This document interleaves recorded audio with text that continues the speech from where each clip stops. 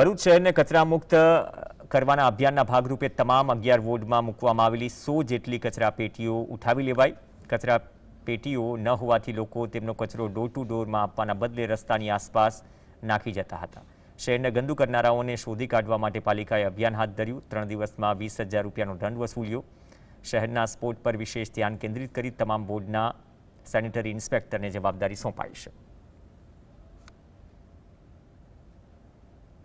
કેટલાક નગરજનો દ્વારા જે અગાઉ ખુલ્લા કચરાના સ્પોટ હતા, જે આ કચરા પેટીઓ રહેતી હતી, એ અમે કચરા પેટીઓ દૂર કરી અને ડોર ટુ ડોર 100% થાય એના ઉપર અમે ભાર મૂકેલો છે।